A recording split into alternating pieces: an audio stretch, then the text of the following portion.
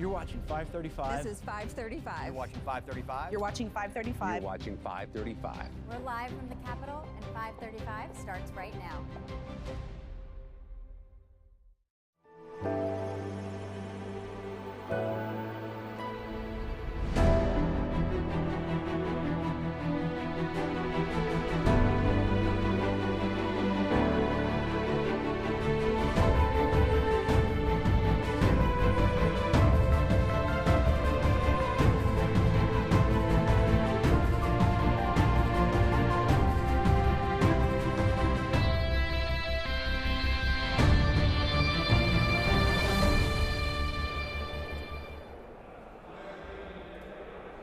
Good morning and welcome to 535 and happy recess to the House of Representatives. They just tried to vote on a short-term extension on Section 702 of the Foreign Intelligence Surveillance Act, but that has failed and that expires tomorrow on Friday.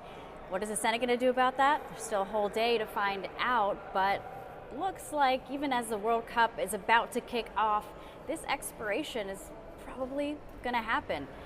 But here today, what we're going to talk about is a lot on housing. I mean, Republicans, Democrats constantly talking about this. It's possible that a landmark bill could make itself go through Congress for the first time in decades. But first, I want to talk about something that really roiled the House of Representatives just a couple of weeks ago. We all remember two congressmen faced sexual harassment and misconduct allegations here on Capitol Hill. They resigned in disgrace, but it really jump-started once again the conversation of whether the House does have enough practices and frankly a safe culture for staffers. So let's recap what happened there. Speaker Mike Johnson and House Minority Leader Hakeem Jeffries created a bipartisan working group, and they tapped their respective Republican and Democratic Women Caucus chairwomen to lead that effort. So joining me now is Congresswoman Cammack, Republican from my home state of Florida. She is the one who has been tapped to lead this working group. Congresswoman, thank you so much for joining us. Absolutely, thanks for having me. Of course. So tell me a little bit more about this working group. Obviously, it came up very organically. There's many women up here on Capitol Hill, including Congresswomen particularly, have not been shy about the culture that has persisted here. You guys, I think, met for the first time this past week, right? So what are those conversations like? What are the goals, and how are you all hoping to accomplish that? Well, it was actually a bit of a historic moment. It was the first time that the Republican Women's Caucus and the Democratic Women's Caucus came together and sat down and had a very open and honest conversation about what we saw were the gaps on Capitol Hill with respect to training, with respect to resources and streamlining them. But there was also a huge conversation around the issue of retaliation. Yeah. Because on Capitol Hill, it's a small place and everybody knows each other, and the retaliation factor is a chilling one for people who want to come forward, who need to come forward. And so out of that, we saw really three pillars that we needed to address. Taking the training and flipping it on its head, making it more of a victims-centered approach to the training, but then also looking at streamlining the process. There's no less than a half a dozen different offices that someone would have to go to within a specific time frame in order to report. That is unacceptable. I just think that is absolutely designed for people to not come forward. It's designed to discourage people coming forward, which is obviously the opposite effect of what we want. But then again, the final issue of retaliation, I would even say on top of those three pillars, there's a couple of things we should be doing. I've repeatedly been on record saying creeps need not apply here in Congress. Because what we have seen is a lot of that type of behavior is exhibited even before these folks get elected. It's almost like Congress brings out the best and worst qualities in a human being. And so I would love to see some reforms to financial disclosures that every candidate and member of Congress has to do through the clerk's office. if they have in their prior life, whether it was in elected service or in private sector, if they've ever had to disclose or settle a sexual harassment case, they should be required on their candidate paperwork to put that in there so that we know exactly who's coming here. So it was a great moment where we've been able to see some wins here and there through the Appropriations Committee, but really looking for tangible results that are going to happen immediately. That is something that never happens up here on Capitol Hill. So we're off to the races, and we're excited to be getting this done. Are you hopeful that both Democrats and Republicans will be able to not just continue conversations, but actually be able to propose a number of changes up here? Absolutely. The first meeting, there were already some ideas kicked around, and that was important because we wanted to just level set of where is everyone at. And by and large, I mean, I can tell you that there are very, very few policy items that, say, Representative Rashida Tlaib and I will agree on. Mm-hmm. She was in the room, and we were agreeing on some of the issues that exist as it relates to the sexual misconduct here on Capitol Hill. And so that's why I feel very confident that despite it being a very contentious midterm election and it being, you know, a Republican and Democrat coming together to do this, I think you're going to see real tangible results right out the gate. Are you hoping to, you know, at least propose a number of changes by, let's say, November, before the midterms, before the end of the year? I mean, this is something that will continue regardless of who is on to the majority. So our goal is not just to propose the reforms. Mm-hmm. We're already getting reforms proposed and out the door and workshopped. Our goal is to have them implemented.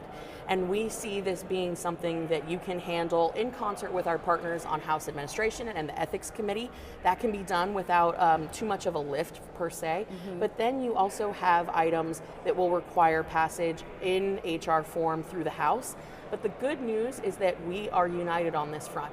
We are not going to be issuing a report in 2 years and hoping someone takes action. We're getting the work done now. Okay.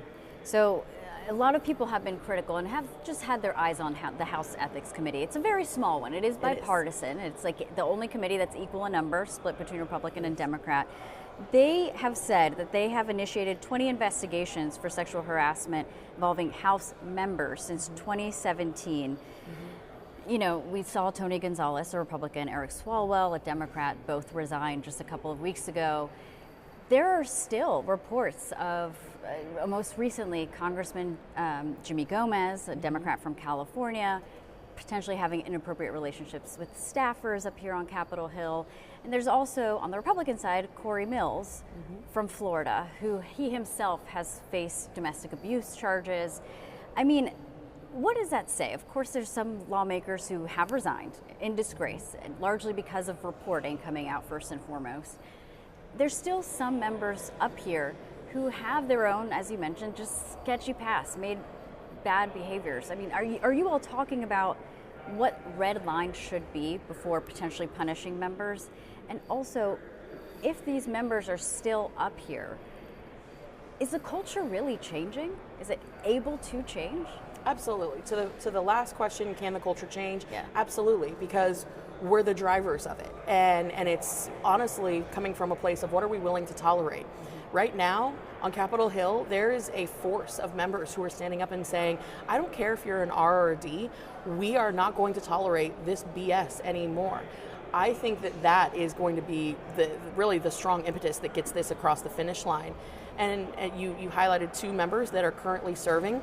Certainly, we believe in due process. We believe in going through the investigations and all of the elements that need to be brought to the table for a ruling to actually be made through the House Ethics Committee. There are some, I think, fair criticisms that the Ethics Committee moves too slowly. And I have said, sometimes it feels like these things pop up and then they get shuffled off to the Ethics Committee where they eventually die out because, I mean, it goes on for years and years and years. And as an American, I want my representatives, whether they are guilty or innocent, that should be a quick and thorough process so that it doesn't languish, right? Yeah. We in Congress have to hold ourselves to a much higher standard. We can't expect to hold any other organization or entity accountable if we're not willing to do it ourselves. And so I have been an equal opportunity offender in this space. Where I have, been very critical of my own party in saying, listen, I don't want to withhold the representation that is owed to the constituents in Central Florida because they voted for their member. That is their choice. Right. But it is a privilege to serve on committees up here. And there is a privilege in traveling abroad and doing all of the other things that come with this job. And that is something that I think leadership should be taking a look at and saying, we're going to be a little bit more tough when it comes to these individuals that have exhibited bad behavior. It is clear in the case of Representative Mills, my constituent is the one who has a restraining order against him. And when you're engaging in revenge porn and domestic dating violence, that is a problem. And I think that there's a number of issues there that need to be addressed, and people want Congress to be held to a different standard. We need to meet them at that moment. Yeah, this is something that I know many people up here on Capitol Hill will be watching what you all propose. Another question I have on ethics too, I was just again, looking at the makeup of the members, there's 7 men and 3 women. Do you think that more women should be serving on ethics? And that's just one part of maybe getting the ethics committee more resources, more money to be able to hire people to speed up the process. You know, I think that it's less about who checks what box in terms of the composition of the ethics committee. I do think that if certainly women are bringing a unique perspective as it relates to these cases, but something that I am finding, particularly as it relates to the ethics committee, is they need better resources. They need a lot more in the way of the capability to move and investigate and get these things brought up. But when I talk to some of my male counterparts, a lot of them are saying, you know, I don't feel comfortable sending my daughter to work up here if she ever wanted to work on Capitol Hill or serve on Capitol Hill. I'm a new mom, and I look at this place and I say, I don't know if I would want my daughter to come up here in its current state, because there is so much that has to be fixed. And I wouldn't want her to face the situation of feeling like she has to pick between her career and coming forward and doing that right thing, because that's really what the state of play is here. Too many women are having to face that. But I also will say that this is not exclusive to just men. You know, while we understand that the majority of these incidences are caused at the hands of men, there are also a lot of great men that are standing with us and wanting to see these reforms. And I will say that there are women who have engaged in bad behavior. So I want to make sure that as we look at this, we're not just falling into the trap of every single man is going to be the bad guy here, because that isn't the case. Right, okay. Well, I want to switch gears and talk to you about one of your bills on housing. Yes. So you have proposed the NEST Act. Yes. Something that our generation is talking about is, will I be able to even buy a home? So tell me about how this bill could potentially help first-time homebuyers. Well, we're really excited about the NEST Act because as a millennial, I was born in 1988. I remember growing up thinking about what my first house was going to be, and I wanted to be on a ranch because I grew up with horses. And I remember thinking, this is going to be my dream. And you know, I wanted to save. We were very working class, so we didn't have the capability to save a lot. But that was always a part of the conversation with our family, was home ownership. That really is the cornerstone of the American dream. And you know, I look at so many of my friends that I grew up with from elementary school and high school and college, and a large share of them still haven't been able to buy their first home. And to me, that is unacceptable.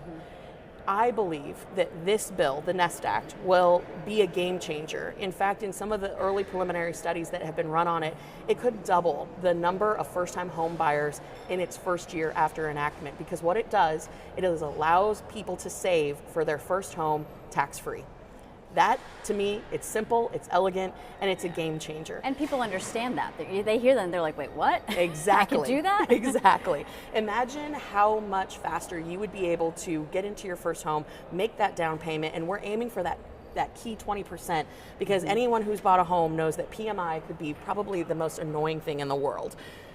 If you are able to put 20% down, that is equity, that is a game changer for families, that is putting roots into a community, and that is going to have such an incredible multiplier effect across the country of really bringing that steadiness to the local economy. Right. I mean, I am deeply excited about this because I think that this is something that our generation and the generations that come after us really need. Yeah, you know, something that sometimes is discussed quite often up here is federal intervention. It's usually this idea that the federal government is trying to overstep state government and trying to, that's just a concept up here. The reason I bring it up is because there is some worry, I'm sure you've heard it maybe from some of your own colleagues up here, that such a bill like this, right? Like, what would happen if the federal government steps in to help with down payments? That can sometimes rub people the wrong way. What do you tell critics who are worried about such a thing happening? We already have so many of those types of products on the market right now. First-time home buyers programs, through the work of a lot of creative minds, there's been some options out there that would allow folks to stack different products. We're seeing crowdsourcing now. It's some unique opportunities, but we have VA loans, we have first-time homeowner options and programs. I don't think that letting people keep more of their own money is in any way a federal overreach. If anything, taking less taxes is about empowering people, right? And so I want people to keep as much money as possible that they earn, and this is a great way for government to really live out the ideals of what we're here for, right? And why we're here. It's to help people, and helping people get into their first home by saying, you know what, we're not going to tax you, and we're going to allow you to keep that portion in this fund tax-free, not only tax-free on the front end, but on the back end when you actually go to put your down payment on the house. Right. That to me is incredibly empowering. That is really in line with less government is better government. And I think that you would be hard pressed to find some critics that would be in opposition to this. Yeah, well, let's see what happens with this act if it falls into a bigger package. I know the housing conversation is not going away anytime soon. No.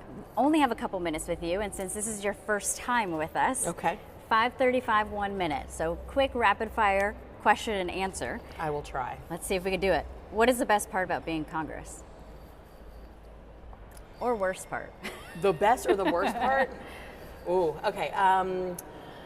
Best part is getting to serve the most amazing people of Florida.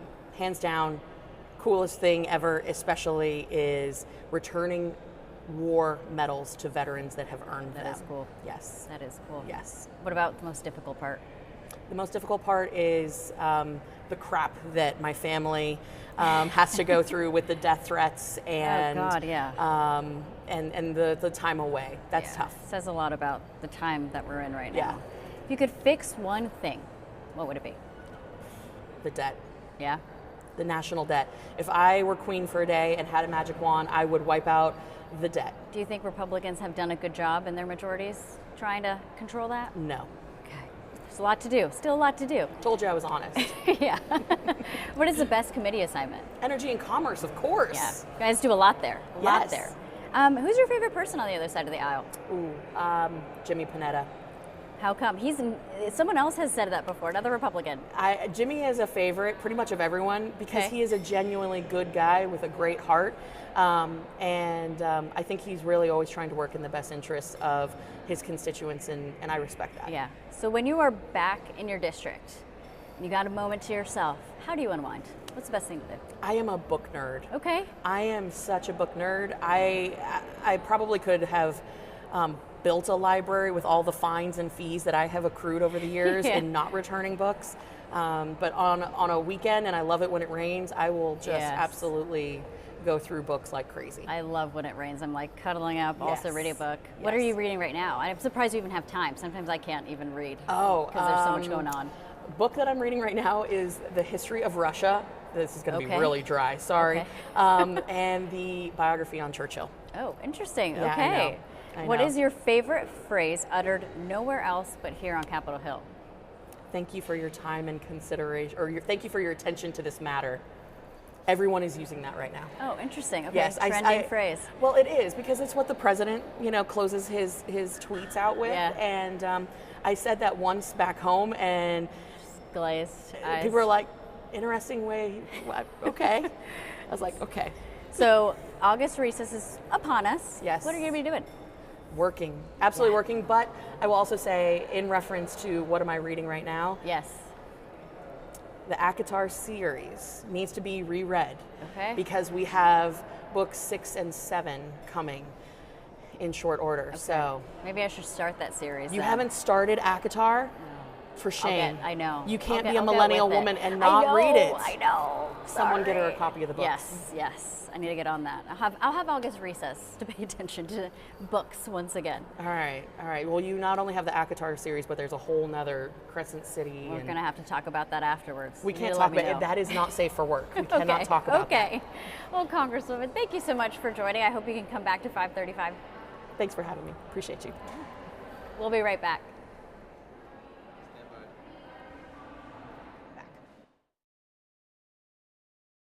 Here on Capitol Hill, the 535 are in charge, the members of Congress. But in a democracy, in the people's house, you need to be heard as well.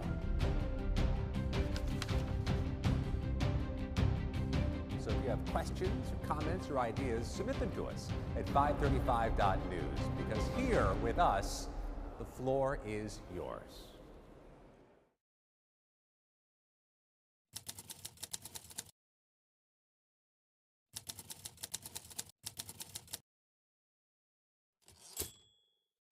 America's housing market is frozen. Outdated tax policy is keeping millions of homeowners stuck. The capital gains exclusion on a primary residence hasn't been updated since 1997, when the median home price was about $129,000. Now, it's more than $419,000. Over 13 million homeowners would exceed the cap if they sold today. The result? Fewer homes on the market, higher prices, less opportunities for first-time buyers, families, and seniors. The More Homes on the Market Act would modernize the capital gains exclusion by doubling it and indexing it to future inflation. More homeowners could move without facing massive tax penalties on their home equity, which means more homes, more mobility, and more opportunity. Realtors are members of the National Association of Realtors. This intolerable dependence on foreign oil is a clear and present danger to our nation. We will not return to the days of gas lines. I have repeatedly called for more energy independence for America. I urge Congress to pass legislation that makes America more secure and less dependent on foreign energy. After years of talking about it, we're finally poised to control our own energy future. It's time to deliver true long-term energy independence in America. We will have energy independence and energy dominance.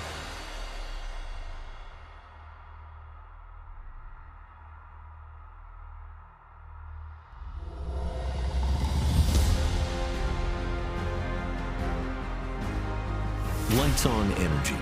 Energy dominance starts now.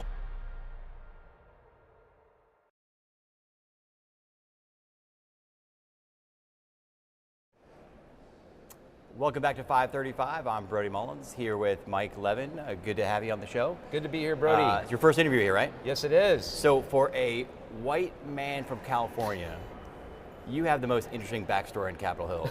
Tell us your family's history.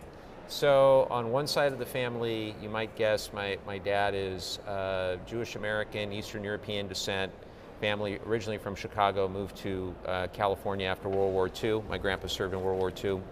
What you might not guess, unless you went on Wikipedia or something, is that my mom is Mexican American. Her parents came from Mexico as young children, and my mom likes to say they were the dreamers of their day. So Jewish dad, Catholic mom, that just means lots of guilt, Brody, lots of guilt. So let's get to the issues. We want to talk about housing today. California, for some reason, has one of the worst housing crises in the country. Why is that? Well, it's a huge problem all across the country, but particularly with a high cost of living area such as California. And in the coastal communities that I represent, it's becoming more and more difficult. And if you look at my district particularly, you have 62% of the district that own a home. And the average mortgage rate for those that have a mortgage is 4.25%. So other than the cost of insurance, which is skyrocketing, roughly 60% of my district, they're doing okay. Many have been in the home for many, many years. On the other end of the scale are the other 38 or 40% that don't own a home and increasingly are unlikely to be saving for one. Because even if you save, let's say 5 or 10% of your after-tax income, it could take a couple of decades to be able to afford a home. So part of it is a supply problem. Part of it is a market problem, a lack of a sustainable, affordable home loan path for so many. And so we're trying to do what we can around the edges. Federal jurisdiction, there's only so much we can do, but making it easier for people to be able to afford that first home through tax policy, doing all we can to expand low-income housing tax credit and provide affordable and workforce housing for people. And then particularly for me, since I have tens of thousands of vets, making it easier for our vets to be able to utilize the VA home loan program and trying to figure out how do we expand that to others, maybe first responders and nurses, teachers, et cetera, the truly essential people. I want to give them the opportunity to stay and live in the community where they serve. So let's dig a little deeper, especially trying to help around the edges. You've got a bunch of bills in this area, but one is the Service Member Housing Relief Act, I think you were just alluding to. What would that do and where do things stand? So one problem is that service members get a basic allowance for housing, and it almost always is not catching up with the increased housing costs in especially a particular in your district, area, I would think. particularly in our area. So I have Marine Corps Base Camp Pendleton, people living in San Diego, people living in Orange County, very expensive places. And the way that the BAH normally is adjusted is every January. And so our bill would say you can do it mid-year. Now, why is that important? A lot of our military families, they receive their change of station mid-year, and then they have to go sign up for a lease mid-year. But by then, prices have gone up. From the beginning of it's actually the beginning of the prior year that it's defined, the actual BH is defined by. So this would make it a little easier for the Secretary of Defense to be able to adjust on the basis of reality. And so it's a bipartisan. I hope it's going to be a very big success, and we've got to get it done for our military families. The last thing that we should do is have our service members worry about having a decent place to live. And the San Diego area and around Southern California is home to so many military personnel. What percentage of your district is military, do you think? Well, we've got, I know at Camp Pendleton alone, 42,000 men and women who are there on a full-time basis, wow. And then tens of thousands of other service providers, and then roughly 40 or 45,000 veteran families as well. So if you figure we have roughly 760,000 people in the district, it's a huge chunk. Yeah. And not only that, but there is a real strength of the military-civilian relationship in our communities. I grew up, with military members in my family, living in an area right next to a Marine base, and so we have deep respect and appreciation for our Marines and sailors and service members, and it's always going to be that way. And that leads to the Valor Act. Tell us about the Valor Act. What would it do? So this is another big problem where we all know how the VA does disability ratings, and sometimes those disability ratings are slow. They take time in order for that veteran to be able to get that rating. So if a veteran wants to use the VA home loan program to be able to buy a home, but their disability rating is pending, that veteran is on the hook for all those costs associated with that loan. It can be $10,000, it can be $15,000 that we're talking about. And the way it's supposed to work is once the disability rating is achieved, then the veteran has to proactively solicit with the VA, get the money to be reimbursed from those costs. Our bill would make it automatic. It would say if you're a veteran and you're pending that disability rating, you haven't received it yet, you've paid those fees, make it automatic rather than the veteran having to go and get it. We know this is a big scandal. In fact, when I first got to Congress, it was very much in the news that the VA had estimated they owed $200 million to our vets as a result. And it's not partisan. Again, this is a bipartisan effort, and it's the least we can do is make sure that our vets can be able to afford a home. Couple questions, or maybe one question on a different topic. Prediction markets is the hot topic on the Hill these days. There was a committee hearing, Senate Commerce, a few weeks ago. You've got a bill on this. What would it do? Adam Schiff and I, Adam's a dear friend. He was the first member of Congress to endorse me when I first started running. And we were talking about Operation Epic Fury and the fact that 71 minutes before the launch of Operation Epic Fury, on I believe it was February 28th, you had a Polymarket account. The name was MAGA My Man. And MAGA My Man placed a large wager that we were about to attack Iran. Now, I'm a member of Congress, I get classified briefing. all the time. And we were never informed of anything approximating that we would attack, that we would have major military operation. So how did MAGA My Man know about it? Either a really good guess, or they used material non-public information. If the latter is true, that person needs to be criminally prosecuted. And I think the only way really to go after this, because the poly markets are proliferating so quickly, just make it illegal, full stop, illegal to bet on war, on death, on regime change, on terrorism. Because we would never, never want any insider to be able to profit from knowledge of war, regime change, or death. It's the very least. The last thing I'll say on this, Brody, is that this is all supposed to be regulated by the CFTC. The CFTC, during the Biden years, they were going to be putting out guardrails on prediction markets. The Trump administration has walked those back. And they ask why. Well, one reason I believe is Donald Trump Jr.'s financial involvement with these companies. And so now you have a CFTC unwilling to do anything to put guardrails on this, even if as it proliferates. You have the president saying all the world's a casino and being okay with it. And I'm not okay with it. And if they won't put guardrails on, Congress has to. Congressman, we have about a minute left, a little less than a minute. We have something called 1 minute on 535, so maybe we'll call this one 30 seconds. Rapid fire questions. What are you doing for the August recess? Oh my God, well, my wife and kids, I have a 13-year-old and 12-year-old. The good news is they still like hanging around with me.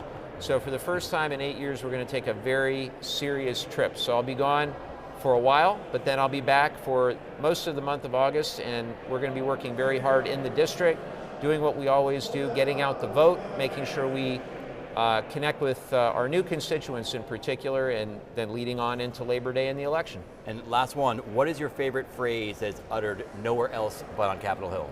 I yield back. Well, we will I yield back to you. Thank you. Perfect timing. Congressman Mike Levin, thank you for joining us on 535. I'm Brody Mullins, and we'll be right back. 535, and we'll be right back. Hi, I'm Elizabeth Rome. I've played many roles on TV and film, but today I want to speak to you as myself about a cause that's very dear to my heart. The Cancer Prevention and Treatment Fund provides free help to those who have cancer and those who wish to prevent it. They've also worked tirelessly on banning cancer-causing chemicals in our homes and neighborhoods. I want to thank them as a mom for protecting our families.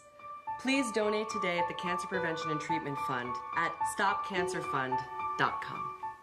In Afghanistan, the IED actually penetrated the vehicle between my legs, but it was a miracle that we all survived in the vehicle. When I began the process to separate from the military, it was during COVID. And with the issues back home, we just knew we got to come back home and take care of the family. So we had to go stay at our mom's house. And there was already 3 people living there, and 5 of us, or 8 people. How many bedroom? Like a 2-bedroom. Like a 2-bedroom house. We were desperate. So then when we transitioned to Texas, it was very much so like, what are we going to do now? When I came home, I needed a new roof due to a storm, and I was about to lose homeowners insurance as well. I applied for Operation Homefront Critical Financial Assistance Program. They've really been a blessing. I'm in the Permanent Homes for Veterans program. They built a house for me, and it's amazing. We got the call, this is your house, and the kids and I took off just to go sit in the driveway and cry. It's life-changing. It took us from a hopeless situation, and now we're homeowners. We have a savings account. The best way to describe Operation Homefront is that it's like a family, because they're always there for you. I would say you guys are angels behind closed doors. Operation Homefront has impacted my family in a way that's probably going to be passed down through my family's history. It's definitely going to be a story that's going to be told for generations. America leads the world in medicine development. It matters. We get new medicines first, nearly 3 years faster. 5 million Americans go to work because we make medicines here at home. And not relying on other countries keeps us safe. But China is racing to overtake us. Will we let them? Or will we choose to stay ahead? When America leads, America cures.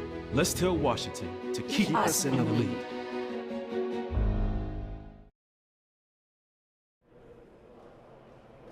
back on 535. We're blessed to have the pride of Portland with us. Senator Jeff Merkley joined the Senate in 2009. Among his committee work is on the Appropriations Committee, Foreign Relations, which means there's a lot going on for you right now. There's a lot going on, yes.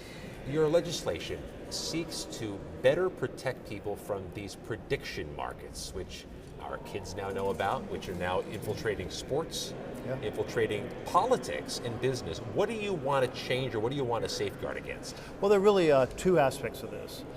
One is that members of Congress, elected leaders, high officials in government, they shouldn't be participating in these betting markets because they have too much access to too much information. It reeks of insider trading. Insider trading is very difficult to prove, but just the prospect of it is disturbing, that people are thinking about the outcome of their bets rather than thinking about the best public policy. And that it just suggests that there's an element of corrupted policy making as well. So the second piece is that there's certain arenas that do not make sense to have bets, do not serve the public purpose. And in fact, there is a law we passed a long time ago that told the Commodity Futures Trading Commission, hey, anything in the nature of war or government actions or assassinations or gaming, you can block event contracts or anything else that's similar that you think is a risk to the public interest. They already had that power. That's already in law. For CFTC. But the CFTC under Biden attempted to say, hey, we're going to in particular make sure you can't place bets on elections. Elections are a form of gaming, it's an event, you're betting on the outcome. And a district court said, not so fast. Under the Supreme Court's Chevron decision, the Supreme Court might not agree with your 2023 with your meaning of gaming, and therefore they struck it down. And then with the change to Trump administration didn't want to appeal that because they like to open up this massive gambling market. The president's family is engaged in making money out of these prediction markets. Let's unpack a little bit of this. What's the virtue, or where is the utility in prediction markets in this type of, I suppose, investing in outcomes? Well, there's virtually no utility. But if I was to make the case on the other side of the argument, it would be, listen, it's a form of hedging. If you want to bet on the presidential election and you think your policies are best served for your company if, say, the Democrat wins, you might want to hedge that by betting for the Republican. That way you might also offset losses. Risk mitigation. Sure. But if you tear that apart, what you're really saying is there might be differences in exchange rates. There might be differences that occur in foreign policy. Well, you can already do a hedge on exchange rates, or you can already do a hedge on stock prices. There's more direct ways to hedge your concerns than kind of the nebulous this person versus that person. So there's people being drawn to the prediction markets, to Kalshi, the poly market. You're arguing as a different, perhaps novel way of gaming, the same type of thrill or seeking of profits, seeking of earnings through this new mechanism. Oh, this is an absolute dopamine machine.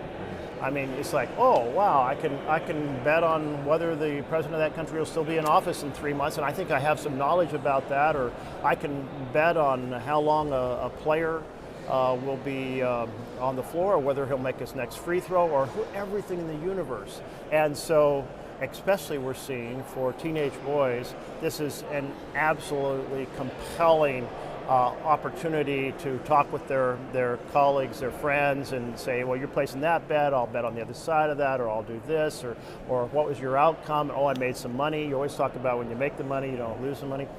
But it is addiction forming. It is, and this is where in the past we have said, we're going to leave this to the states. So the states have had control over sports betting. Some are all in, some like Utah are all out. That's a state decision. So without any legislation, what the CFTC has done is to open up this massive gambling market on everything in the world, in which they're exercising very little control over whether the market's easily manipulated. Do you want them to shrink it down to just the things where we're accustomed to having wagering, some types of sports, some types of racing, things where we're accustomed to buying a slip, putting $2 down and making a bet. Well, I am fine returning that power to the states. And the states are all lobbying to say, hey, this is our purview. Why, without legislation, have you opened up a national sports betting casino? States run casinos, run lotteries, it's their world. Let the states have their choice on this. And then there shouldn't be any bets placed on acts of government. There's just way too many people who know what the strategy is. There should be nothing placed on acts of war, nothing on terrorism, nothing on assassinations, and nothing on elections. And it's elections that really got me into this argument. And here's why. We have, under Citizens United, the ability of affluent people or corporations to put unlimited sums in, no advance publicity, massive smear campaigns at the last minute. So if you're betting $100 million in the outcome of an election, and it's close, you might want to spend $10 million in a smear campaign to win your bet. Now, I think it might corrupt. Yeah, now the election isn't about who represents my views or who will take our nation forward. It's about how do I win this bet. And so that's a fundamental rot at the core of our democratic republic. The Commodities Future Trading Commission just put out a 267-page missive on what they believe, what they will accept for certain types of predictive markets in sports. They're limiting a bit what's permissible, but they're not limiting it perhaps as much as you'd like to see. What did you make of that, or what do you think they should be doing in the sports front? Well, what they should be doing in the sports realm is saying this is not our purview. That's state, and we'll leave it to the states. But they are saying that there are certain types of contracts they might review. These are not clear rules. These are not clear bans. One of the things that say they might review are things where an individual person can influence the outcome. That's not inappropriate if they're going to have bets where individuals or event contracts that people are proposing where an individual can influence it. I mean, you take like, you have, is this person going to appear at the Super Bowl or at the inauguration, and suddenly the person who's involved is their friends are betting because they know what that person's going to do. And maybe that person tells the public one thing and does the opposite. Are the states ready to get into that? That sounds complex. That sounds like a challenge for states accustomed to running lotteries and maybe running one casino. Are they ready to accept this emerging novel type of regulation? Oh, this is a very interesting question. I haven't heard of any states planning to launch a prediction market of their own, but what's to stop them? Yeah. And are we going to see hundreds of competitors in this space or dozens of competitors? I mean, it takes a lot of money to run a prediction market. I'm sure there's a lot of legal steps you have to go through that the folks that are in will try to stop the others from getting in. But I really want to emphasize that point about elections. If there's one thing that is the most dangerous aspect of the prediction markets, it is the corruption of our elections. And let's not let that happen. We have plenty of other problems with the health of our democracy. We have a whole authoritarian takeover in which the president's violating the fundamental powers, separation of powers of our Constitution. And let's not add to that corrupting the ballot box and turning it into a casino. Before you were U.S. Senator from Oregon, you were House Speaker in Oregon. What did you make of it when the House Speaker sent the chamber home without extending FISA this week? Well, the FISA has problems. FISA is a system of gaining intelligence by intercepting foreign communications and linked domestic communications. So it leads to spying on Americans. And so the advocates for FISA have absolutely refused every form of reform. Senator Wyden from Oregon has been leading this reform effort to protect Americans' privacy. They don't want to protect American privacy. They want to let our government spy on us. That's wrong.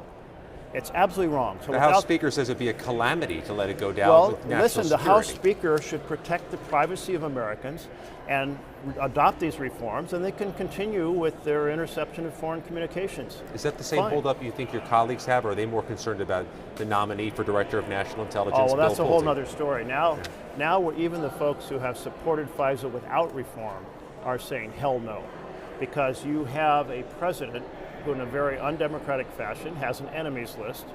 He's asked some of his loyal people to help him go after those enemies. in ways that are absolutely unacceptable. So here's this man who headed up basically Fannie Freddie housing. He used information from mortgages to help President Trump's Justice Department file lawsuits or file criminal charges against particular individuals that he considered enemies. You put that person who has no national intelligence experience in charge of our national intelligence, you put them there for one reason. You put them there to use the power of our intelligence agency to go after Trump's enemies. I mean, this is like on a scale with the threat of McCarthyism or the Red Scare. This is absolutely unacceptable. And so even those who are fine with FISA the way it is, in terms of its lack of protection for Americans' privacy, are saying hell no to that. Should mention the vote failed overwhelmingly in the House today. There were multiple House Republicans, though, who did champion Bill Pulte's nomination, saying he is an outside thinker in national intelligence. You have legislation on renewable energies to ensure that states and localities can't burdensome or onerously regulate those. Explain what that's about. Well, what it is about is you have localities that say, hey, the fossil fuel companies exercise a lot of power in our elections, so we're going to do them a favor. They've asked us to help block renewables because renewables are cheaper and cleaner than fossils. But they want us to protect the dirty, expensive fossils, and we'll do it because they play a big role in our elections. That's just wrong. We're seeing folks across the country, their energy prices are rising, and they're rising for multiple reasons. Certainly the war, the president's war of choice, which should be referred to as Operation Epic Failure instead of Epic Fury. But that war in blocking the strait is rising, but also blocking cheaper, cleaner energy from the energy grid is raising the prices. And so we have the short-term consequences of people paying more on their utility bills, and we have the long-term consequences of increasing heat. And the increasing heat is everywhere. I gather this weekend everybody's fleeing Washington, D.C. because it's supposed to be incredibly humid and incredibly hot here in the early days of June. And the average temperature keeps going up, and the impact on humans and the ecosystems is bad.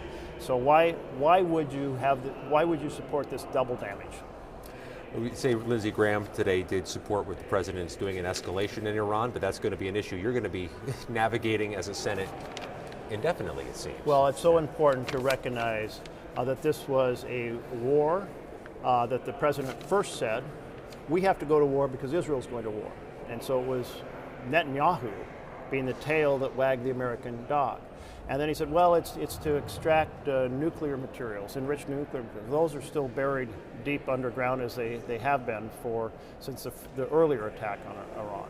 And now we have strengthening the hardliners in Iran, weakening, undermining the reformers, enriching Russia, which is making so much more money per barrel off, and using that money to revitalize its economy and its attacks on Ukraine. You have the strait shut down. There we have expended our incredible inventory of munitions. Where's gas in Oregon right now? I know the West Coast has this worse. It is $5.50 a gallon and $6.50 for diesel. Rural areas too? Oh yeah, and I'll tell you, rural Oregon, like rural America, is going, these tariffs have really hurt us in terms of our markets for agricultural products. The cost of fertilizer has gone way up. The cost of diesel for our farm tractors has gone up. There's nothing good about any of this. And I'll just say, my crystal ball says in big farming states like Iowa, you may see a big shift in the election outcomes. The Iowa Democrats are saying the same thing out loud. I'm supposed to ask you a fun question about Oregon, and I always pick this one on the list, Senator. What's the best food in the state? If you had one meal in one place. Absolutely Pacific salmon. Anywhere you're going to get our Pacific salmon, much better than Atlantic salmon.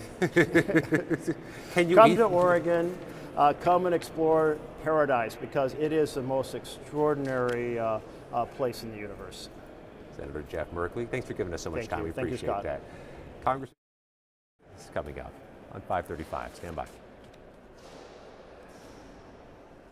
You're watching 535, and we'll be right back. National Association of Realtors Advocacy, working to expand access to housing and defend property rights. so that more Americans can build generational wealth and prosperity through home ownership, a critical voice in nearly 1/5 of the U.S. economy.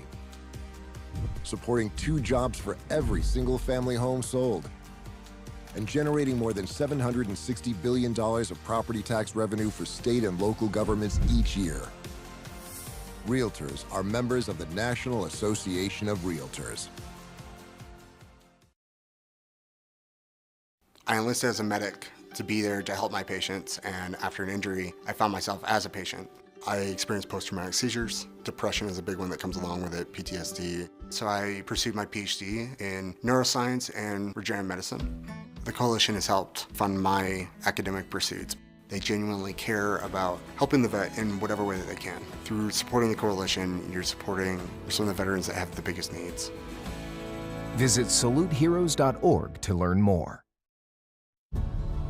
We are Lions International, one association of global volunteers, one foundation for humanitarian grants, shaping the future, one act of kindness at a time. We are on a mission to improve health and well-being, to strengthen communities, to serve a world in need. We are Lions International. To learn more, visit lionsclubs.org. There are moments that shape an organization's future. A policy shift, a crisis or investigation, a market shock. When that moment hits, the clock starts. Markets move in minutes. Regulators, employees, and customers respond instantly. Narrative helps leaders respond with pace, engage stakeholders with precision, and position brands with perspective. So when challenges emerge, you can navigate complexity and lead with clarity before the narrative is defined for you. Hi. Hi. So we're now at our 3rd job together. I love it. Wouldn't have it any other way. You're like the house expert. So you're like the Congress expert. I only learn from you. And now we get to do this together. I know. We get to do 535, which is a fantastic, creative, exciting little project. Yeah. I'm actually kind of excited to talk to leaders in a different capacity. We always ask them about, do they have the votes? What do their members think about this and that? But what is actually the policy that matters to them personally? Love it.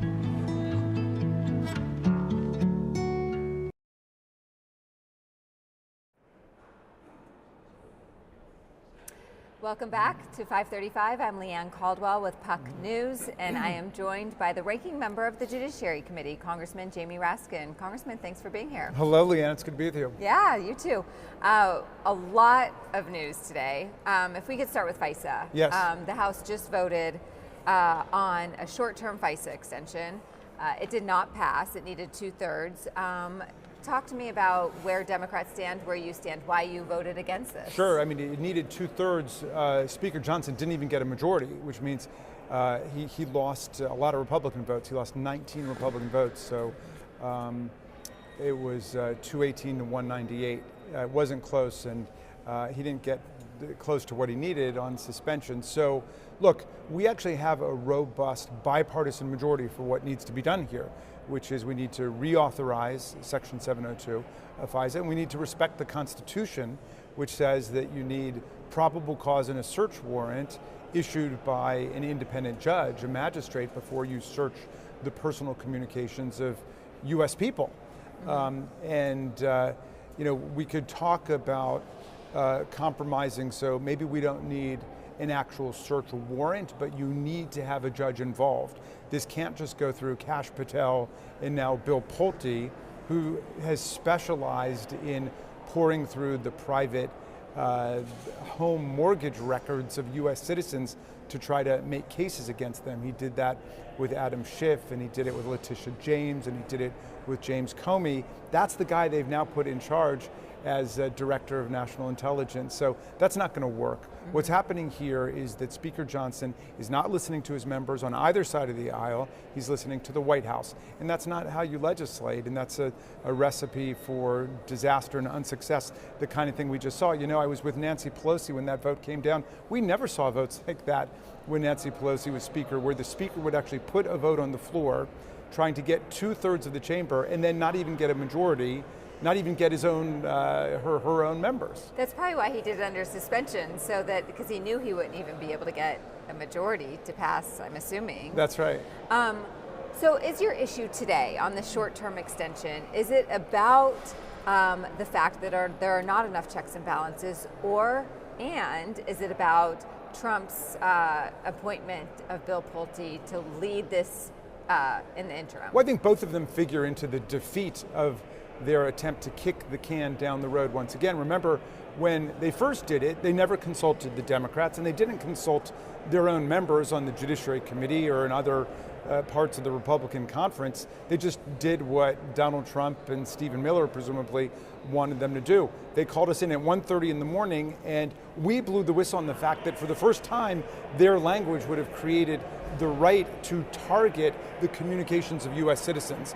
And when I just read it aloud and explained it to the chamber, it failed overwhelmingly. So then we gave them a 1-week extension, and we voted for it. I told everybody to support it, but I said, you got to sit down with us. They did not.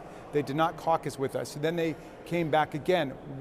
They're asking for a 45-day extension. I said, all right, we will give you one last 45-day extension, but you got to meet with us. You got to do the hard business of legislation, which is you sit down with people who maybe you have a different perspective with. Amazingly, though, this is one issue that unifies people across the political spectrum because there's a constitutional foundational principle here, which is the Fourth Amendment to the Constitution, which people support across the aisle. But we could write legislation today that would command the vast support of people in the House of Representatives, Republicans and Democrats. It's just we could get everybody behind it, but we couldn't get the president behind it and his men, and they're dictating to Speaker Johnson what to do. Are you worried about this program going dark tomorrow? Well, fortunately, there are 4 major certifications, counterintelligence, counter narcotics, counterterrorism. Those 4 certifications last until March 17th, 2027. So nothing's going dark tomorrow. Okay. That was something they threw up at the end to try to get everybody to vote for their shell of a bill without any consultation or compromise. Let's work together.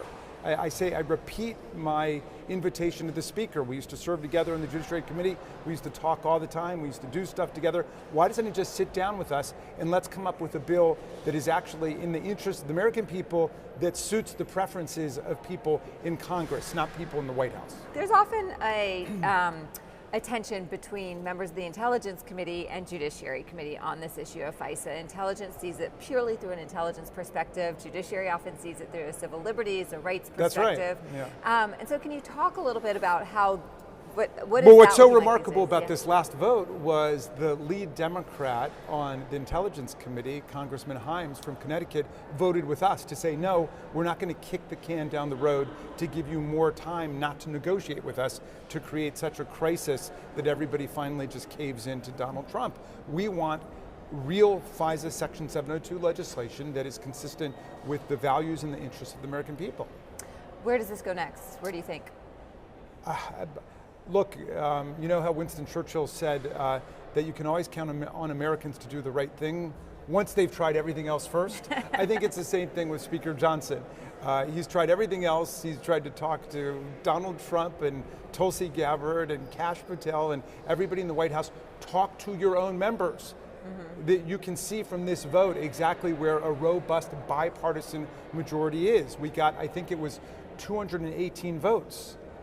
We got a clean majority of the House of Representatives. Democrats, a sizable number of Republicans, rebuking and repudiating the Speaker for not listening to the Congress of the United States. And we are listening to the framers of the Constitution. There's a way that we can secure all of our national security imperatives and also honor the handiwork of the framers in the Fourth Amendment. And not only do we have an opportunity to do that, we've got a responsibility to do that. You also, as a ranking member in Judiciary, have a package of bills pertaining to the president's slush fund, $1.8 billion slush fund, and the fact that he and his family are now immune from any sort of inquiry or criminal prosecution, civil prosecution, or tax prosecution. Thank you for any of those. Thank you for laying it all out for me regarding his taxes. So can you talk a little bit about your legislation specifically? Yes. So again, the vast majority of the American people agree on this, and the vast majority of people in Congress agree on this. I've heard Senator Tillis speak out about this. I've heard Senator Murkowski speak out about this. So this is not just like a partisan thing. The vast majority of Americans and members of Congress say, no, the president cannot act as the legislature and appropriate $1.776 billion to give away to his political foot soldiers in MAGA and the Proud Boys and the Oath Keepers and the 3%ers to pay them for their service working for insurrection against the government. First of all, it's unconstitutional. The 14th Amendment specifically forbids payment of anybody who's participated in an insurrection against the United States. Secondly, it's not the role of the president to legislate. That's up to Congress. And third, if they're going to be doling out money because they're bringing legal actions against the government, that would be up to the courts to deal with as actual cases and controversies against the United States, not up to 5 people that they mysteriously appoint under the direct control of the president. Everybody can see what's going on here. He wants a political slush fund for his movement to turn that January 6th army into a permanent private militia for future political entanglements, and we won't have it. So our legislation says no, we're going to shut down the anti-weaponization fund, and we're going to shut down any effort to take federal tax dollars to use for these purposes. But also, Todd Blanche snuck in there the day after they announced the fund. He said, oh yeah, we've got a little codicil, a little amendment to this. Apparently, he doesn't need the consent of the other side because he's representing both sides, just making it obvious, exposing the plan for what it is. But he said, we are also going to say that the president, Donald Trump, and his family, the Trump family, however defined, and all of their businesses are immune from all criminal prosecution, civil prosecution, tax prosecution, and administrative law prosecution for all time for any crimes or civil transgressions that may have been committed up to this point. We've never seen anything like that in American history. So our other legislation simply shuts that down. And it says the president can sue for whatever he wants, but that goes to a real court. The president cannot settle with himself. That's a collusive settlement. It's collusive litigation. And I think the country is beginning to understand that's not an honest lawsuit. That's not an actual case or controversy, which is why 2 different federal courts shut it down also and froze the action. The judge in the Southern District of Florida recalled the case and said, I'm not going to allow you to dismiss that case because I think the settlement is a fraud on the court, and that could become a fraud on the country. On the slush fund specifically, you talked about the illegality of it. There has been this thing within justice called the judgment fund. The judgment fund. And it is something actually that Republicans have been adamantly opposed to for a long time until this in some respects. Yes. But, what is the difference between this and the judgment fund, and is that judgment fund acceptable? That's a great question. I thank you for digging a little deeper into the whole thing. That was created in the 1950s because it used to be up to Congress. Anytime anybody sued the federal government, say a Civil War doctor committed malpractice, okay, Congress had to go and vote on paying for a verdict. It wasn't paid automatically. Congress had a vote on it, and Congress was spending about half of its time just voting on payments for people who had won verdicts against the government, or in the rare case where there was a settlement of such a claim. But after the passage of the Federal Tort Claims Act, then there was an avalanche of new litigation against the government, and the members said, we can't be spending all of our time just voting on litigation relating to the federal government. We're going to create a judgment fund to be administered by the Department of Justice. And like most other things, it worked just fine until the Trump administration, when Trump saw a pot of money and decided to seize upon it to use for his own personal purposes. So just in the last couple months, he paid $1.25 million to Michael Flynn, his disgraced former national security advisor, who pled guilty to lying about contacts with the Russians. That was from the judgment fund. $1.25 million after Flynn had already lost his case. He actually brought a case about malicious prosecution in federal court. He lost the case, and then the Department of Justice under Todd Blanche decided to settle the case that Michael Flynn had already lost. They did the same thing with Carter Page.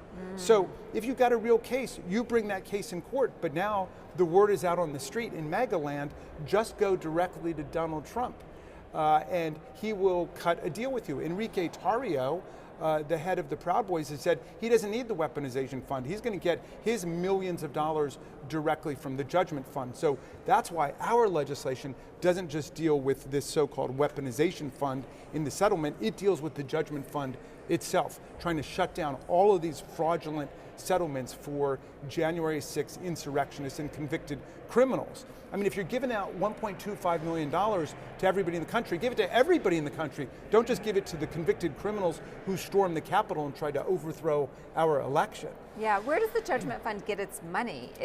Yeah. Well, another excellent question. It's actually an indefinite opening appropriation, which means we've got to be able to trust the people who are doing it. But now, obviously, we can't trust the administration, which wants to give away as much money as possible to the Proud Boys, the Oath Keepers, and the other insurrectionists and convicted criminals who Donald Trump pardoned en masse on his first day in office. He pardoned these people. That's like his reserve private militia. These are his street soldiers on retainer. So we've got to shut down the whole flow of money to them, and that's what our legislation does. It says none of that money can be going to any of the J6ers, the people who've been convicted. They think they've got a legitimate, valid cause of action against the government. Go to court and prove it like every other American, but you can't get these handouts directly from Todd Blanche and other people who, were either, in Blanche's case, the personal attorney for President Trump, or else worked, as so many of their people in the DOJ did, as lawyers for the J6ers. And of course they came in and then they sacked dozens and dozens of prosecutors and FBI agents who worked on the January 6th investigation, the largest criminal probe in American history. I'm assuming that this legislation is not going to go very far in this Congress with a Republican speaker. I wouldn't assume that. Really, why? Well, for one thing, you saw what just happened on this vote that we just had on FISA, but also the country is in uproar about this blatant ripoff of taxpayer resources for convicted criminals and Donald Trump's personal political army. And there are a lot of Republicans under pressure in swing districts around the country, and Donald Trump's not giving them much to run on. I mean, the illegal unconstitutional tariffs that drove up prices for everything in the country, the illegal unconstitutional war, which is costing Americans $1 billion a day and has sent gasoline over $4.50 a gallon. So there's not a lot to run on. Do they want to have the J6ers wrapped around their neck too? I don't think so. So a bunch of Republicans have been talking to us about this, and we know a bunch of them, including Brian Fitzpatrick, who are adamantly opposed to one penny going to people who stormed this building and tried to shut down a presidential election which Joe Biden had won by more than 7 million votes, 306 to 232 in the Electoral College. Could it become a discharge petition? It could become a discharge petition. Unfortunately, because of Speaker Johnson's management style, which is just invertebrate capitulation of the White House on everything, the only things that really seem to pass are things that we do through discharge petition, which means the leadership doesn't want to put it on the floor, but a clear, robust, bipartisan majority does. And so is that something that you're thinking about? Is that a path? Oh, I'm thinking about everything. You're thinking about everything. I'm thinking about everything. Okay, so let's look a little bit past the midterm elections. Yes. Let's say that Democrats gain control of the House of Representatives. What is going to be the priority of this Democratic caucus? You have a very powerful and convincing message as far as corruption and investigations into the president and more broadly. How important is that going to be? Well, I mean, you've got to ask Hakeem Jeffries about that, because unlike this majority, we're going to be disciplined, we're going to be focused. But I will tell you thematically, what I want to focus on as one member in what we hope will be a new Democratic majority, we have two different visions for government in the country right now. And one says that the government must be an instrument for the common good for everybody. Health care for everybody in the country, voting rights for everybody in the country. That's one vision. The other vision is that government is an instrument for private self-enrichment and corrupt money-making for the guy who gets in and his family and his best friends. Those are two radically opposed visions of the country. So we need an agenda that is going to be all about promoting strong democracy in America as opposed to corruption for the few. Is impeachment on the table for you? Again, everything's on the table. Nothing is off the table. You know, we have a number of different mechanisms for checking the corruption and lawlessness that have overtaken our country. Nobody on our side is afraid of impeachment. It is not a taboo, but we also know it's not a panacea, and it is a fetish for nobody. It is one more tool in the toolkit, and we will use it if we need to use it. But really what we need to do is win this election in November. That's the critical thing, and obviously the Republicans don't want to do it again. Donald Trump already has 50% of all of the presidential impeachments in American history. We have 4 presidents who've been impeached. He's got 2 of those. 2 of the trials have been of him, 50% of them. So, you know, it's a more meaningful remedy if you can get both a majority in the House to impeach and 2/3 in the Senate to convict. We understand that's a pretty high order to make happen, but again, it's a tool in the toolkit. Public polling shows that corruption is increasingly an important issue for voters, but they also view Republicans and Democrats as equally corrupt. Is it important? How do Democrats change that narrative? And would you disagree with that finding? I mean, if you believe that Democrats are as corrupt as the Republican Party and Donald Trump and his family, you are too innocent to be let out of the house by yourself. Okay, so but polling does suggest that. Well, you know, they look at the stock trading. The Democrats are the anti-corruption party. We've got to stop the individual stock trading. Absolutely. You want to put your money in a mutual fund? Great. That's what people do, and let it ride. But the floor of the U.S. Senate, the floor of the U.S. House should not be like the New York Stock Exchange. And I think until we ban individual stock trading, we should have the ticker tape going around because so many of the members are thinking about that, and that's not right. And the Democrats would pass it in 1 second when we get back in. We will do whatever we can to end the individual trading of stocks. Great. Okay, on a lighter note, you have agreed to 5:35, 1 minute. So I'm going to ask you some questions. Okay. Maybe we get through 1 or 2. This is nerve-wracking. I've been nervous about this the whole time. Okay. I know this is the hardest part of the interview. So, yes. I wanted to ask you what you do, how you pass your time during your commute to and from the district, but it's so close. What do you listen to on the well, in your car? I mean, well, if I'm driving down, then usually I'm meeting with my staff on the phone, or calling my kids, or talking to my granddaughter, Ramona, and telling her about little bunny Fufu. Oh, so cute. Do you usually drive? Usually drive. I mean, the metro is actually more timely now. There was a period where the metro was not safe, but I'm trying to get back to doing more metro again. Yeah. Okay, so then this is a question with some personal interest, which is, what is your favorite restaurant in your district? Since you live so close to where I live, I would love to know. Well, are you in the 8th Congressional District? No, we're in D.C. Well, it's never too late to move into Maryland's beautiful 8th Congressional District. I'm 3 blocks from Maryland's. Well, it sounds like we're going to have to gerrymander you in, Leanne. Well, look, first of all, I just got back from the Taste of Wheaton, which is amazing, which gives you the full panoply. I mean, we've got one of the most diverse multicultural communities in America, and so you can get everything from the Korean barbecue to Afghan cuisine. So check out the Taste of Wheaton, although I am also very partial to Plant Burger. The original Plant Burger is in the Silver Spring Whole Foods, and that's a vegan restaurant. And so you can eat there, and you can order out and check out the Plant Burger. Oh, well, thanks. Yeah. Congressman Jamie Raskin, thanks so much. Thank you very much for having me, Leanne. So fun.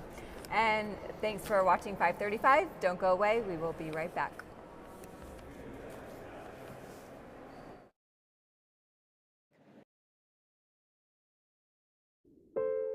I work hard. My dad worked hard.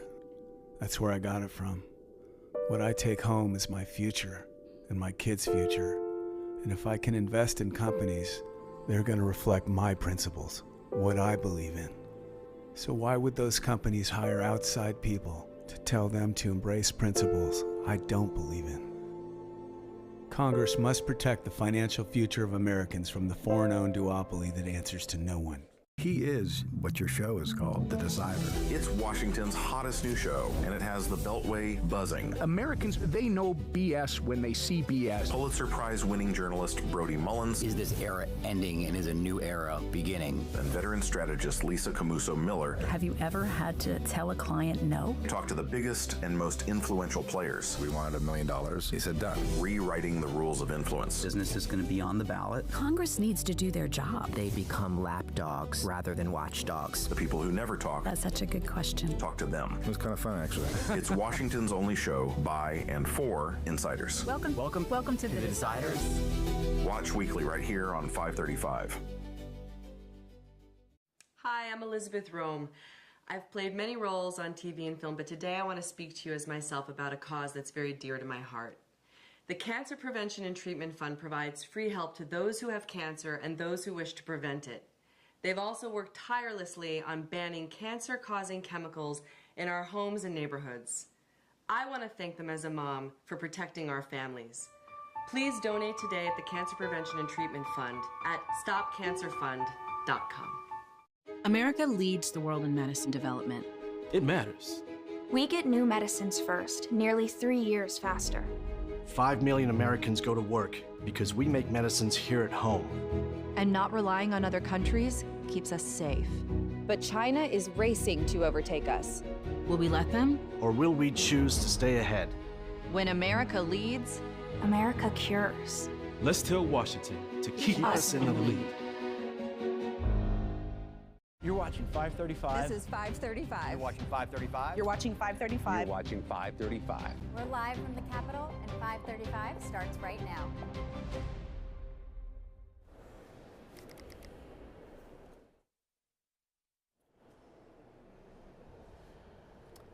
We're back with 535. You're looking at the U.S. Capitol.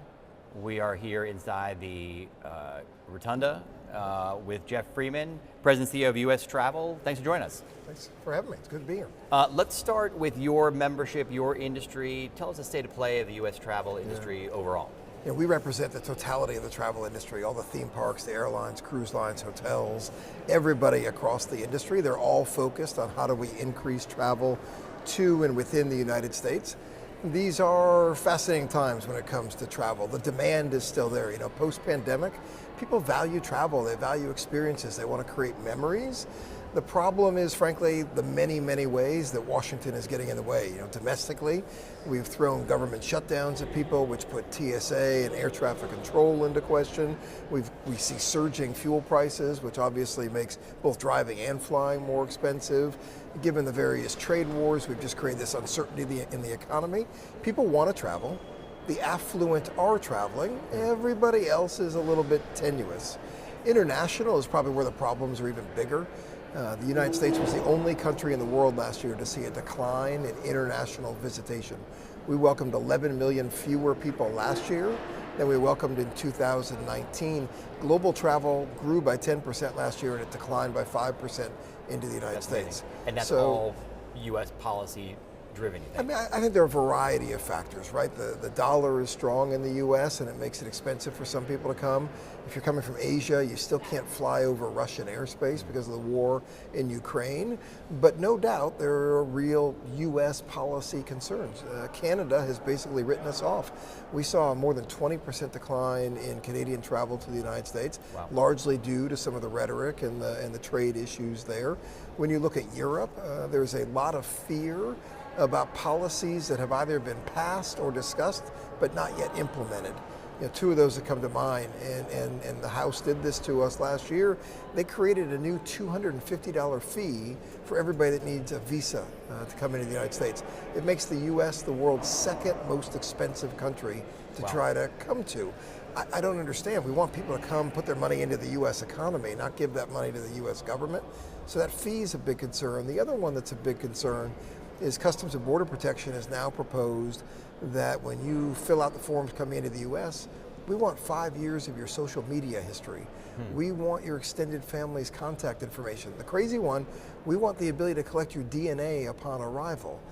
All of this stuff has gone over like a lead balloon around the world, and it's a reason that people are saying, you know what, I'm going to go check out somewhere else rather than the U.S. Yeah.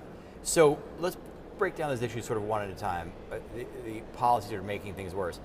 The $250 fee, this is a fee that each traveler pays, and they do get the fee back, right, on the way out? So this is part of the One Big Beautiful Bill, and really it was an effort, I think, to create revenue. $250, CPO scored this at X billion dollars, assuming travelers will pay this. Sure, they're eligible to get it back in 10 years when their visa expires.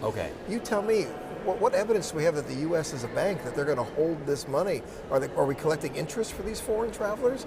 The truth is, a family of 4 from Brazil, for whom this would be $1,000, is more likely to go spend their hard-earned money in one of our competitors than they are to come to the United States. It just makes the U.S.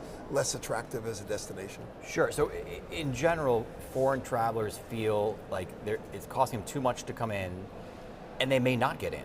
Well, they may not get in, and there's a perception, right? There is a perception around the world, one that's taken off, is that when I come through customs, I'm going to be detained, I'm going to have my device searched. There's a fear out there about that. The truth is, the percentage of people to whom that is happening is exactly the same in the Trump administration as it was in the Biden administration. Although there hasn't been much of an effort to clarify, there hasn't been much of an effort to deal with some of these misperceptions, but make no mistake, the combination of policy and perceptions is having a very detrimental effect on visitation to the US. And do you think it's your job then to sort of communicate that it's not as bad as people think that it is, or to try to change the policy, or both? Yeah, no, you're getting into an important point. Who's going to tell these travelers what's really going on? I think that is the job of the government. That is the job of Customs and Border Protection. That's also the job of an organization that was created 15 years ago called Brand USA, who gets money to market the United States around the world. Unfortunately, that same reconciliation bill cut Brand USA's funding by 80%. So right at a time when misperceptions are worst, when people are debating, should I go to the United States, we've cut the marketing arm by 80%. This is, we see the results, right? We see the results in the 11 million fewer visitors. An important point about these overseas travelers, they spend 8 times more than an American. Wow. So these travelers coming in for the World Cup, who are going to enjoy everything that America has to offer, they're extraordinarily valuable. $4,000 per person per visit, compared to $500 for the average American. That's amazing. Let's move to the bright side. The Olympics are, World Cup. Yep. The World Cup is here. And then the Olympics, that's what we're going to get to. Let's start with the World Cup. What have you seen so far? Starting now, is it too early to get travel numbers, or what are you seeing? No, we've got a good sense. I think, first of all, the World Cup is going to be good. It's not going to be what it could have been. We're not seeing the international uptake that we would have liked to have seen. It's going to be good. And I think one of the things that can be great about it, and I'm already seeing this on Twitter, you've got these foreign travelers here for the World Cup. 80% of them want to get beyond the 11 host cities. They're not just going into Houston, Dallas, Kansas City, Philadelphia. They want to get out and about. And I'm watching on Twitter as these travelers go to Chattanooga and go to Auburn and see Buc-ee's for the first time. And they're going here and they're getting the biggest meal they've ever eaten. And they're celebrating all of this. It's huge from a travel perspective. They're telling their friends, family, followers back home what the U.S. is all about. It's also huge from a diplomatic perspective. There are so many misconceptions about what the U.S. is, what we stand for. These travelers who are coming in, who are already telling these great stories about their experiences, that improves the U.S. image around the world, and that matters. And then what are you doing to get ready for the Olympics? Yeah, the Olympics. Already in the works? Yeah, the Olympics in LA in 2028. I think the World Cup is a really important, not even a test case, a proving ground for what we can do with the Olympics. A couple examples of that. The administration smartly created a new visa fast pass for those who had tickets to the World Cup, moved them to the front of the line to get a visa to come into the United States. They can do the same with the Olympics, obviously. The Olympics are only in 2 destinations, LA and Oklahoma City. Nobody realizes that with the LA Olympics, that we're also in Oklahoma City. So it's much easier to manage, frankly, than the World Cup, but to really work out a lot of the kinks with visas, with customs, with perceptions, with letting travelers know we want their business. Those are the things we're focused on. We've got a World Cup task force led by Andrew Giuliani out of the White House. We're going to need the same thing for the Olympics, and we're confident the administration will lean into that. So we're running out of time here, but I want to ask you about one other thing. There was a new bill passed recently that will, for future shutdowns, continue to fund air traffic control and TSA. This seems like a game changer. Yeah, I can't tell you how much damage these shutdowns do. These shutdowns, which are wholly a man-made creation, we lose credibility at home and abroad. We steal travelers' confidence in TSA and air traffic control. We'd like to put an end to all shutdowns, but if that's not going to happen, if people are going to insist on following this foolish approach to running the government, then let's just carve out aviation. Let's make sure TSA, air traffic control, Customs and Border Protection are carved out of future shutdowns. There's legislation, bipartisan, bicameral, to do that. There's also money in the reconciliation bill that the president just signed that we think can be used to protect TSA if we run into another shutdown later this year. So I think there are a lot of backstops, and we need those. So Jeff, when we have members of Congress on the show, we have a thing called 1 Minute where we ask some questions about various things on Capitol Hill. One of the questions we're asking is, what are members of Congress doing for the August recess?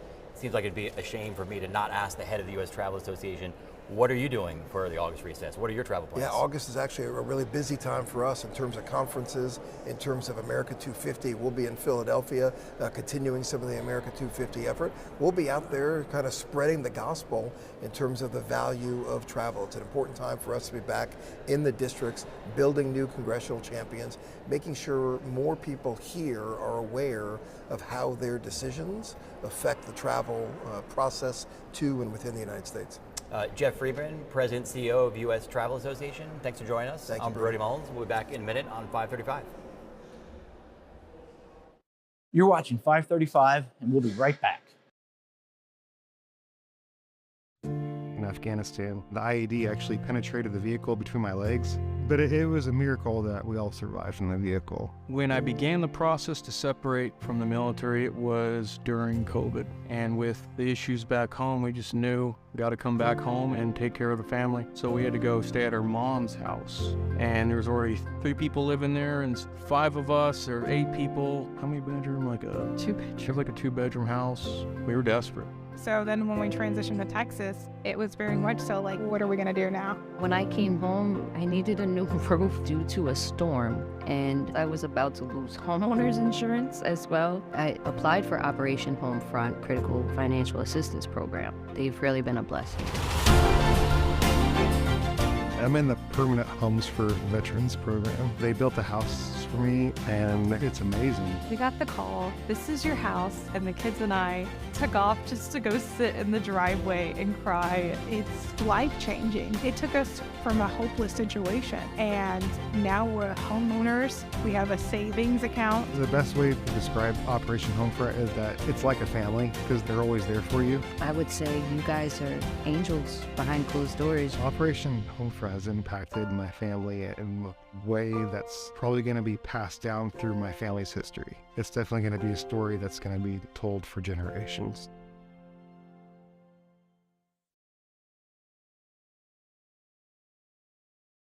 Welcome back to 535. I'm Brody Mullins. Today we have Dustin Volz, a longtime friend of mine from the Wall Street Journal, now with the New York Times. Fantastic story a few weeks ago. Would love to talk about front page of the New York Times. Let's take it from the top. Who is Chris Chen? Depends who you ask. Chris Chen was an alias that reached out to a staffer on the House China Committee in December of last year originally, and basically came with a very lucrative offer of saying, hey, I want to pay you tens of thousands of dollars, yes, to start to just engage in a relationship where you tell me sort of what you're working on, what's going on at the House China Committee, and give me some insights into U.S. foreign policy and national security, things like what are U.S. plans for Venezuela, U.S. policy on rare earth minerals, and the staff from the House China Committee sort of quickly deduced that this person was not actually a Hong Kong businessman. So that he was. Let's stop for 1 second. Yeah. Can you just read this from your story? Read the initial email or text that Chen sent to the staffer on the China Select Subcommittee? Absolutely. Committee? I would like to propose a 3-month trial period lasting until the end of March, and I will provide a total compensation of $10,000 for the 3-month trial period. Now, is this like completely unprecedented, or does staffers get emails like this all the time? Staffers on the Hill and in various government agencies for sure get solicitations all the time from from people pretending to be, a businessman, a foreign businessman, but are actually foreign intelligence officers. And so this is another example of that. But what's interesting here is the committee kind of caught it in the act and decided to record their interviews, record their calls with this person, and we're able to gain a lot more information about exactly what this individual was looking to achieve and sort of how they operated. So the staffer obviously didn't take the bait. He immediately went to his or her boss. Yeah.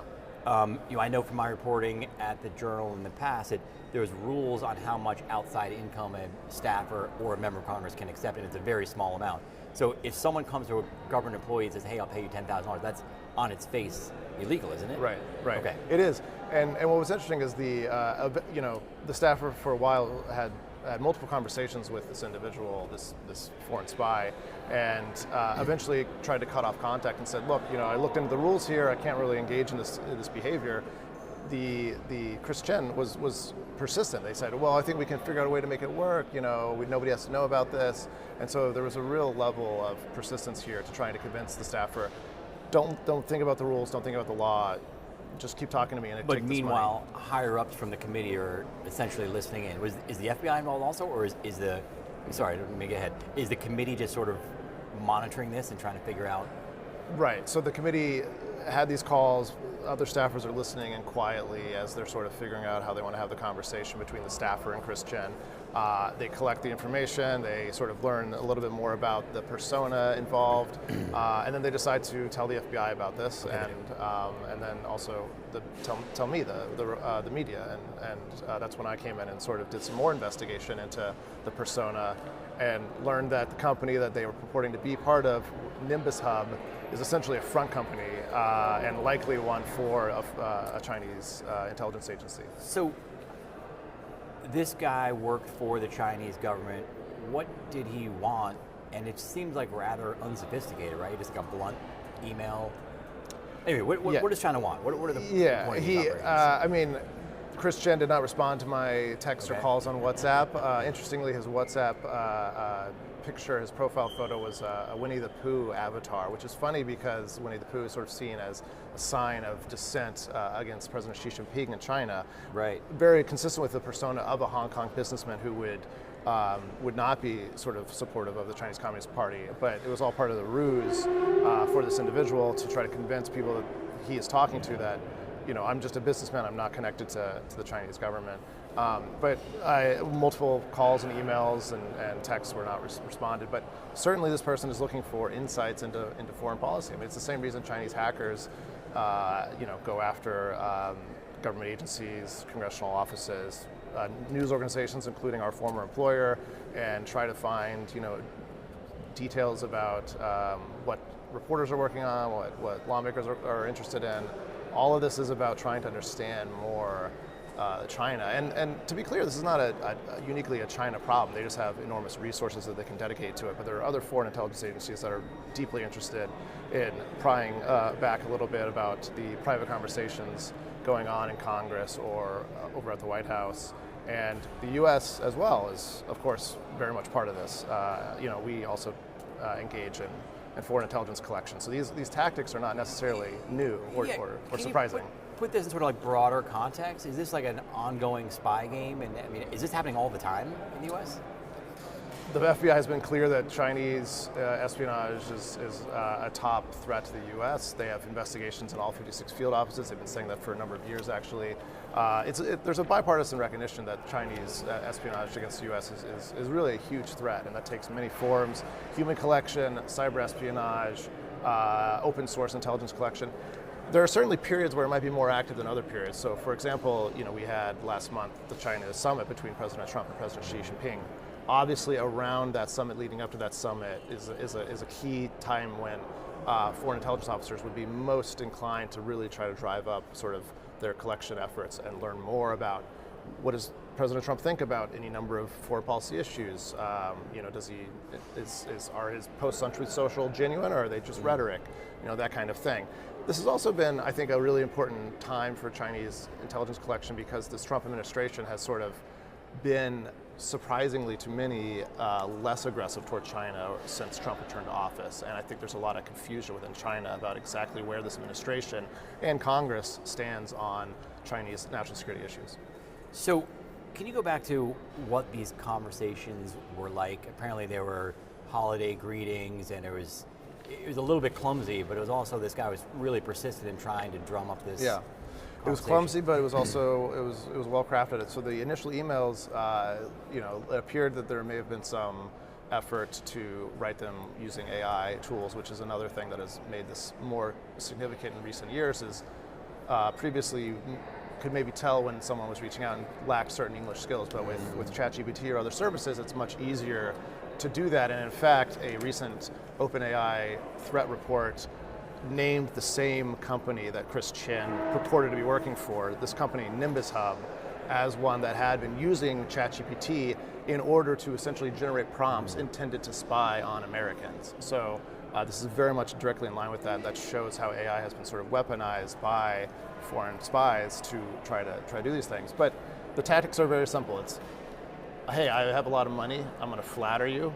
I'm going to tell you how important you are, and I'm going to ask you to open up a relationship with me that starts with, $2,000, no questions asked. I just want to show you my commitment. You don't have to do anything, but I'm going to give you $2,000, and that's sort of a lure used to sort of hook somebody into then continuing to engage. And you saw that very clearly in the calls between Chris Chen and the House China Committee staffer. There's an effort to sort of string this person along, keep them on the phone, keep them talking. Low stakes at first, but if we continue to cooperate, there's more money down the line for you. And those are very, very tried and true tactics. And take us through the play-by-play from that first call through the holidays. The committee just kept this guy in the hook trying to figure out who he was? Or, obviously not tap his phone, but what are they trying to do? Yeah, I think because of the work they do, focusing on China and national security issues, the committee is very interested in how these guys operate, right? So it's pretty daring or pretty audacious for a suspected Chinese intelligence officer or a contractor to be reaching out like this to a committee staffer on the committee that's investigating China. But they saw this as a great opportunity to really mine this relationship for insights, to learn more about what they are interested in right now, how they are doing these outreaches to staffers on the Hill. And so, that was seen as a real opportunity, and it was sort of, in a way, it was almost like a reverse catfishing scam. Yeah. And I know you can get into your reporting, but what caused the committee to sort of stop doing what's doing and either go to the FBI, or how did you get on the case? How did this whole thing come to an end? At some point, I think eventually the committee realized, or the committee decided, we've learned all we can from this person, and they were, the final calls indicate the persona, Chris Chen, really aggressively trying to send money, saying like, give me your banking Actually information. send it. Yeah, Right. absolutely. Okay. The whole time they were 100% dedicated to sending thousands of dollars to the staffer. And so there was just a repeated press to say, send me the banking details, I need the routing number, it's going to come from this bank, here are my details. I really, let's get this done. And I think at that point, the committee was sort of in a place where we're not going to take this money for obvious reasons, so we're going to have to sort of cut off communication and then sort of, assess it and report to the FBI and disclose it to the media. It's amazing that from the time of the first email to when your front page story came out was such a short amount of time. Sometimes it takes these scandals months and years to play out. This one is fast. Also strikes me as a movie. It'd be a great movie if you're looking for something to do. If you want to give me a contract for that, that sounds great, yeah. Book or movie. Yeah. So last question. What has happened between the time your stories come out until now? Have there been other developments, or are you working on other parts that you can talk about? Well, you have seen sort of other examples of just the persistent drumbeat of Chinese espionage. So we've seen more sort of research reports from various tech companies and cybersecurity companies pointing to alleged cyber aggression. The backdrop of this is, the past couple of years, another issue I reported on was the Chinese compromise of American telecommunications networks, which ensnared President Trump's phone and phones of senior policymakers. There's a lot of sort of Chinese espionage happening all the time. I think right now, for Congress, for the China Committee and others, it's sort of, seeing what else can we learn about their tactics, and I know that the China Committee is sort of working to try to do other things to highlight just how these threats appear and what people can do to prevent them. Dustin Volz, come back when the movie comes out, maybe bring us to the premiere. Absolutely, yeah. Front row. You're watching 535, we'll be right back. You're watching 535. We'll be right back. A simple blood test can detect Alzheimer's years before symptoms appear. Congress can connect Americans to early, accurate dementia diagnosis by supporting the Bipartisan Alzheimer's Screening and Prevention Act, allowing Medicare to cover blood-based Alzheimer's screening. Congress has acted to cover mammograms and other life-saving screenings. Now it can redefine Alzheimer's care, unlocking early detection and access to FDA-approved treatments when they work best. Congress, it's up to you. Paid for by the Alzheimer's Association.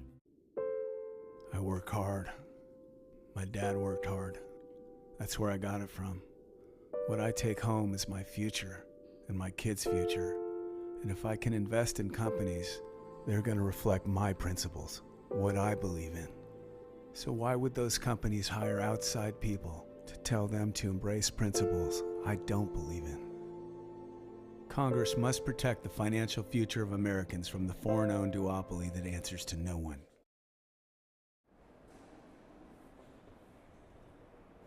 Welcome back to 535. I'm Leanne Caldwell with Puck News. Right now, I am joined with Congressman Gabe Amo of Rhode Island, a Democrat. Congressman, thanks so much for being here. Thanks for having me. Yeah. So let's first talk about foreign aid. This is an issue that is important to you. As you just reminded me, Secretary Rubio was before the committee last week talking about this and many things. So what is the status of foreign aid? We obviously know that so much of the foreign aid was doged last year. So where are we 1.5 years into Trump 2.0? Well, to say it in summary, we're in a place where America's leadership on the global stage has not only been questioned by our allies, by countries we've worked with for a long time, places where we've built strong relationships in a multitude of capacities. It's also been really destroyed in an irreparable way.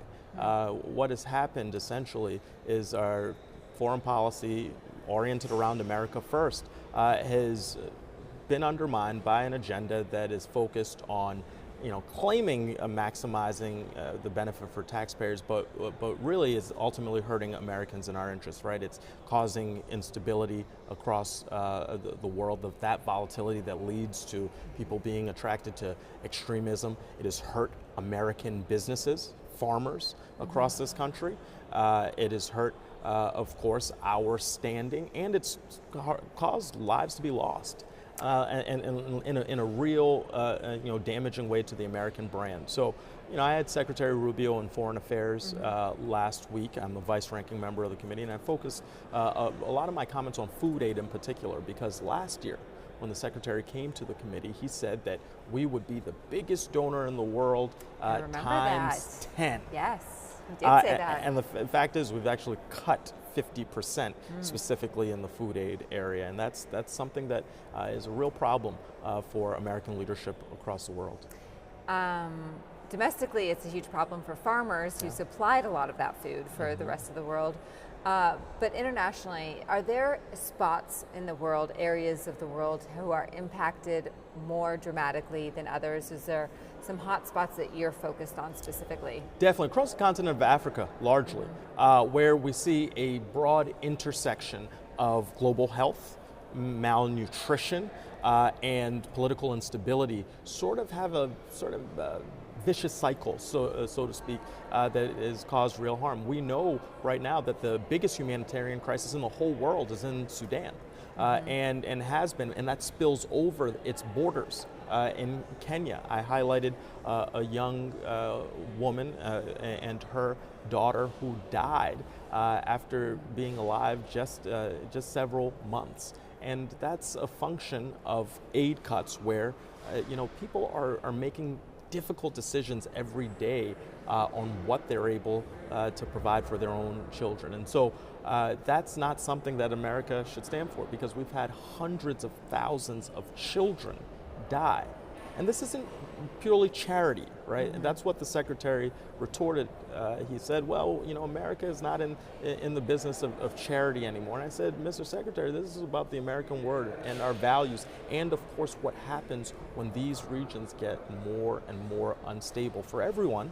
And we see the increased impact of the USAID cuts as it relates to public health right now, and the lack of surveillance and monitoring for Ebola that is growing in the DRC, and could make its way to America. It's something that we would have been able to prevent if we had the apparatus that USAID provide, where 23,000 jobs were essentially cut. Is it possible, though, to make a direct connection from cuts to food aid to perhaps the threat of Ebola? We know sometimes there's indirect, but it's sometimes very hard to draw that line. And can that line be drawn in this case? Well, ultimately, it's about the system and the apparatus, right? Things may not be causal, in the sense that food aid leads exactly to Ebola, but what it means is you've got a system of organizations, of nonprofits, of NGOs on the ground who carry out a multitude of activities that allow them to provide preventative and sort of warning signs, alerts to potential incidences, especially around public health. And that's how we have operated to keep the world safe for a pretty long time. When we are able to turn up our defenses and respond and quarantine and treat, that is often connected to someone who may also be providing food aid, food support in the sort of apparatus of humanitarian aid. So all of it is connected ultimately, and when America takes a step back, partners around the world take a step back. That was exactly what I was going to ask you next, which is, are you seeing other countries step up, or are they also retreating? We're seeing retreating from many of our allies, including in Europe. Everyone around the world is experiencing some level of fiscal strain. And America is often a role model. And so when we have made our decisions, it has made it easier for European nations to state, we can mimic America and step back a little bit. And at the same time, those who fill the vacuum will not be so beneficent in their support. They may be more focused on, more aid that is about creating dependence, that is more predatory, and we've seen that from China across the world, and including on the African continent. The access to things like rare earth minerals, the access to other sorts of natural resources can often be driven by finding a circumstance that one can take advantage of, and that is unfortunately a likely outcome in some circumstances here. Is Congress, through the appropriations process, which is not, you're an authorizing committee, but are they trying to fill in any of the gap on this food aid? Is that possible for this year? Well, what we have seen is because of the really focused and thoughtful leadership of folks on the Appropriations Committee, particularly in the SFOPs, leading that work, Lois Frankel and others. We have seen a commitment to maintaining a floor of humanitarian support, providing funding to organizations. But part of the challenge is we also need an executive branch that actually delivers the resources consistent with the appropriations that have been made, and that hasn't universally been the case when it's come to programs that they believe don't fit the ideology and agenda of quote unquote America First. Yeah. I also want to talk to you about some legislation you have called the HOPE Act. Yes. Tell me about this. Yes, this piece of legislation, the HOPE Act, the Having Overdose Protection Equipment, is focused on something that has affected too many people in this country, so many in my home state of Rhode Island, and people across the country. My co-sponsor, Republican Addison McDowell, there are a lot of things we don't agree on, if you have seen him on the floor. But one thing that I certainly connect to with him is his sense of loss. He lost a brother. I've lost high school classmates. I've lost people who I've known in my life to opioid overdose. And one of the things that we can do is use evidence-based preventative equipment like the naloxone that we see in communities across this country. And so having more of that equipment available in our communities is what this bill does. Essentially, there are authorized state opioid grants. And in these programs, states are able to use the resources on having different types of responses. And I want to enable and authorize that those to be used for more opioid prevention kits. Oh, well, because we need to expand access. We need to do it in a way that makes it more available, like our defibrillators that you see in every room. Yeah. We got to remove the stigma here. We're trying to save lives. That is the most important thing that we can do. Well, if that's around, then it encourages bad behavior. Well, I don't listen to those people. I listen to the values and the hearts of the people for whom I work in Rhode Island who want to save lives and protect people. So let's have these widely available. Let's use these grants to have the accessibility necessary, because when seconds and minutes matter, to have these resources is going to make a big difference. And we're a nation of first, second, third, fourth chances. I don't know how many you got to count, but I want to protect people and keep them alive. Mm-hmm. Great. To wrap up, on a much lighter note, I have 5:35's 1 minute. Oh, gosh. So, question for you. What is the best food in your district in Rhode Island? Look, I got to say calamari. Shout out to all the calamari fishermen. They are doing well. Squid is our export in Rhode Island. I had no idea, actually. So if you go to a restaurant, you should ask them. Is it Rhode Island? Is it Rhode squid? Island? Is it Rhode Island calamari? And if it's not, you should be a little suspect. Where else does it come from? Where's Nowhere all this else frozen? important. Nowhere else important. Congressman Gabe Amo, thank you so much for joining me today. Thanks for having me. Yep. I'm Leanne Caldwell with 535, and 535 will be right back. You're watching 535, and we'll be right back. Congresswoman, we only have a couple minutes, Okay. which is perfect for our 535 1 minute. Should I be afraid? Who's the smartest member of Congress? So I'm really putting you on the spot here. You know, don't tell anybody this. I'm too much of a politician to answer that question. This is crazy. What's the best committee? I do like them all. On you, baby. That was good. That was good.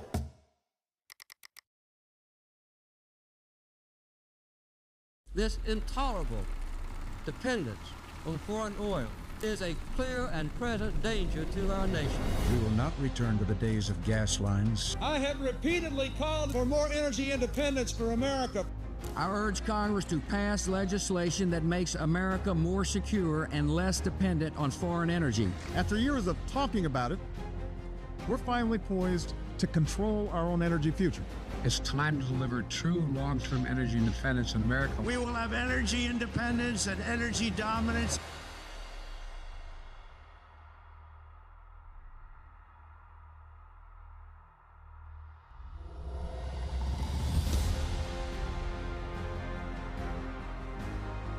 Lights on energy. Energy dominance starts now.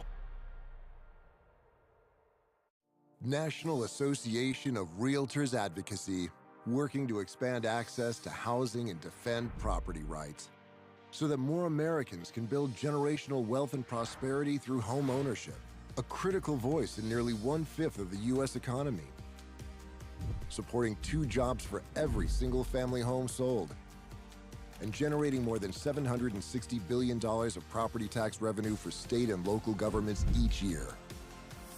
Realtors are members of the National Association of Realtors. Here on Capitol Hill, the 535 are in charge, the members of Congress. But in a democracy, in the people's house, you need to be heard as well.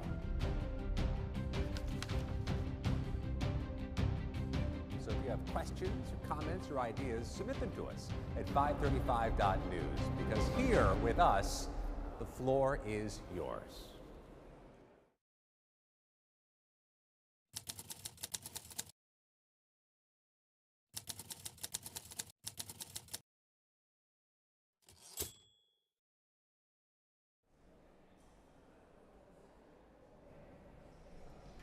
I'm Brody Mullins. Welcome back to 535. Today we've got Colin Allen. Thanks for joining us. Executive Director of the American Property Owners Alliance. Thanks for being here on Housing Day. Wanted to check in, first of all, on the state of the American housing industry. Earlier today, we had Representative Cammack saying that she thought that that homeownership used to be the cornerstone of American financial stability, and now that's changing. What do you think? You know, I'd say based on what we see from people across the Americas when we're polling, we get a ton of information that folks really still see pretty consistently that owning a home is part of that American dream. There may be challenges, but they're still really looking at it, right? We're here in June. June is home ownership month. We're celebrating 250 years of that American dream. So really, you know, kind of looking to address issues of affordability and looking at tax fairness for homeowners here in this month as we're honoring, you know, home ownership and its place in the country. So it used to be that you graduated school and you tried to save up enough money in your 20s to put down a down payment and buy a house, and that was what became your sort of nest egg that grew. Can kids still do that today? Tell me about that. Yeah, really, and I think what we're seeing is that it's maybe shifting to a little bit later in life, right? As you're seeing people come out with things like student debt, you know, and the prices of homes have gone up, that it's not that people are foregoing that dream, it's that it's taken them, you know, rather than in their 20s or 30s, you're looking at more like 30s or 40s. I mean, I think the average age of a first-time buyer, according to some stats that are out there right now, is 40. Wow. Right, so this just happened this year. So it's a big issue that we're trying to address. And when we're looking at things like affordability, accessibility, building more, and doing those types of homes that people can afford, you know, what we're really trying to do is bring that age back down. Right. And that's going to say, I mean, you want to buy a house and have it compound annually and gain, you know, grow your asset. Exactly. What are policies that you can advocate for that bring that average age from 40 to as low as possible? So a couple of the things that we're looking at right now. One would be capital gains fairness, right? It's called the More Homes on the Market Act. Being considered by Congress right now would actually update and modernize the thresholds that you would be able to exclude based on the sale of your home. That were set in 1997. Exactly. Okay. A lot like the alternative minimum tax, right? Set in 1997, they set it and forget it, and just the value of a home has almost doubled since 1997, but that exclusion hasn't kept up. So if you were able to do that, you know, this is one of our big legislative priorities, getting that bill passed. We estimate millions of homes would come onto the market because a lot of those folks who are, you know, kind of later in life or have owned their home for a long time, even if they're not later in life, would be able to sell without that fear of a big tax hit. And the idea is that you would exclude a larger share of your home value from the sales price and therefore pay less taxes, pay less capital gains taxes. And again, right, this is something, it's kind of like through no fault of their own, people who kind of invested in that American dream, bought a home, wanted to realize that dream, now because of the appreciation, are facing that big tax hit. So, you know, we think it would be reasonable for those that tax exclusion to keep up with the times and the growth in price of homes. And you guys won a huge win in the tax bill last year on SALT. Explain what SALT is, what the win was, and what you're up to now. So SALT is the state and local taxes, right? You would pay taxes on your home at usually at the local level. In some places, this could be tens of thousands of dollars.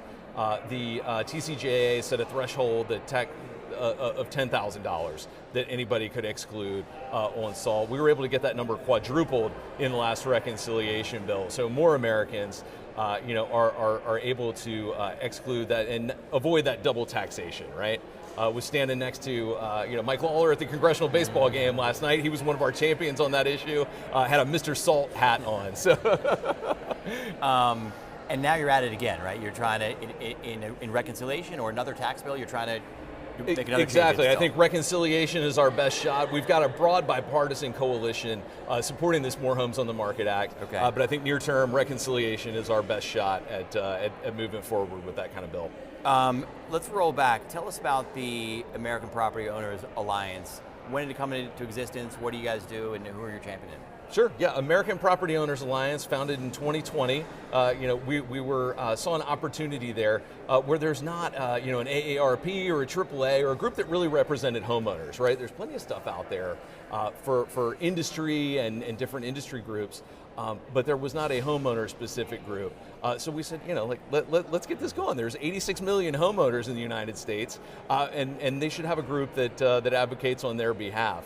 So we're really able to kind of lean in and start that group. So it's homeowners, it's, you know, small property investors, individuals who may own a couple of rental properties as part of their retirement portfolio. That's really the bread and butter of who we represent and who we're advocating for. Next week you have a fly-in I've heard numbers ranging between 2,000 to 10,000 people coming to Washington next week to advocate on housing issues. So big group of real estate folks will be in town next week. Yeah. The National Association of Realtors is having their big fly-in. So it'll be, I think that was one of the first things when I was here working on the Hill. First group I met with was realtors, and it was about 50 folks in the room. So if you're on the Hill here and trying to get into the buildings, allow plenty of time through security, because it's going to be several thousand of your closest friends up here, and they're Realtor Purple coming to advocate. Yeah, but both you and them are working on affordability issues, trying to get the cost of housing We down. work together on a ton of issues, right? This capital gains issue on the tax side of things, and then more broadly affordability and kind of how to address that through increasing the supply of homes. Kind of looking at building in the right spots and building at a price that that Americans can afford. So we all know the phrase NIMBY, not in my backyard. Now there's this new movement for YIMBY. YIMBY, right? Tell us about that. Yeah, like please build here, right? We want to streamline. I think some of the things that you see in the housing bill that's moving through both sides of Congress, the 21st Century Road to Housing, would allow that, right? Would take down some of the barriers on zoning, would streamline permitting, things like that, right? So you've got this desire to increase the amount of housing, again, in the places that people want to live, and try to build at a price point that's a little bit more affordable, right? Rather than maybe a single family home, you could do a duplex or a couple of townhouses, things like that. So let's talk about that housing bill that passed the House. I think it was 390 to 13, something like that. Yeah. Something I found amazing is that if you're not in the building, if you're not following Congress, everything you hear about Congress is that things are partisan, Republicans and Democrats are bashing each other, nothing ever gets done. Here's a bill that passed on a bipartisan basis, passed the Senate, passes the House, 309. I mean, what kind of bills pass 390? Yeah, what passes with 396 right. and 89 in the Senate, right? So this is it's a great thing about kind of working in this space, right? Is that there is broad bipartisan support for increasing housing supply and for addressing the affordability issues that we see. This is a win for everybody. We've got two different bills here that Congress now needs to reconcile. I think there's probably a couple of paths forward, whether that's looking through reconciliation, that's the Senate sending a bill back to the House.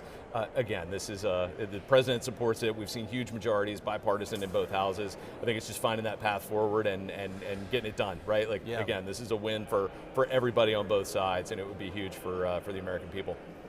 We had on the show a few weeks ago two of the authors of that bill, Lou Carrera, Democrat from California, and Mark Alford, Republican from Missouri.